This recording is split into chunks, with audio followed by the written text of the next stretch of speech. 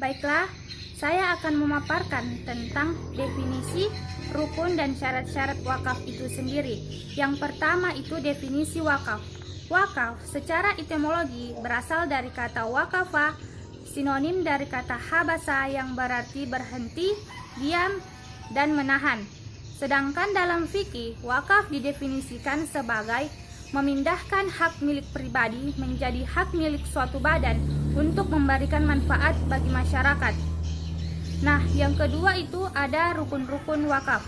Rukun-rukun wakaf dalam fikih itu ada 4. Yang pertama, adanya orang yang berwakaf yang disebut dengan wakif. Yang kedua, adanya benda yang diwakafkan yang disebut dengan mauquf.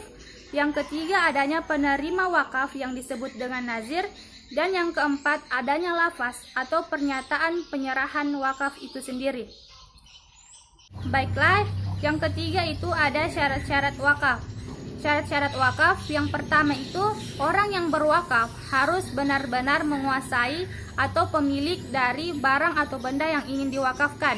Yang kedua itu benda atau barang yang diwakafkan harus zatnya kekal. Berarti ketika timbul manfaatnya barang atau zat dari barang tersebut tidak rusak. Yang ketiga itu penerima wakaf haruslah benar-benar orang yang memiliki atau berhak memiliki sesuatu. Maka tidak sah wakaf ketika yang menerimanya adalah hamba sahaya. Yang keempat itu ikrar dinyatakan dengan jelas, baik itu tulisan maupun lisan.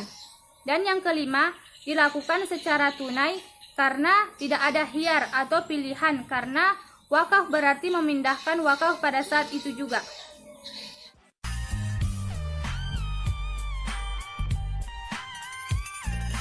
Setelah saya akan memaparkan materi tentang macam-macam wakaf. Macam-macam wakaf terdiri dari 2 macam, yaitu wakaf ahli dan wakaf umum. Wakaf ahli atau keluarga adalah wakaf yang ditujukan kepada orang-orang tertentu, seseorang atau lebih dari satu, baik keluarga wakif atau bukan. Wakaf seperti ini juga disebut wakaf zuhri. Sedangkan wakaf umum atau khairi, yaitu wakaf yang secara tegas untuk kepentingan agama atau masyarakat, seperti wakaf yang diserahkan untuk kepentingan pembangunan masjid, sekolah, jembatan, rumah sakit, panti asuhan, dan lain sebagainya.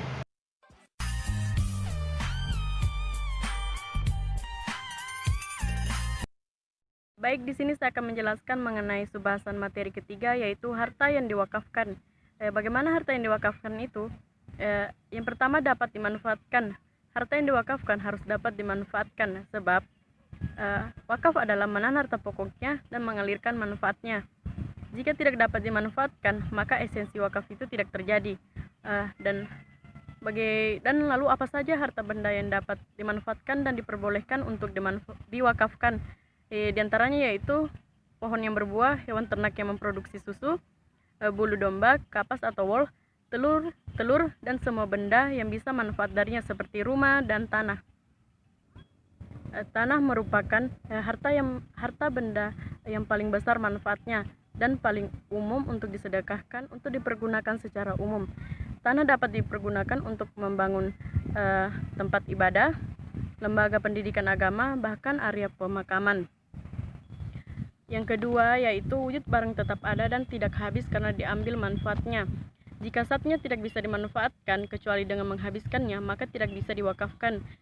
Oleh karena itu, makanan, minuman, dan uang tidak bisa diwakafkan. Demikian juga lilin dan minyak wangi karena akan cepat habis. Namun dalam hal ini tidak disyaratkan harus kekal selamanya, sebab Rasulullah SAW mewakafkan kendaraannya dan senjatanya.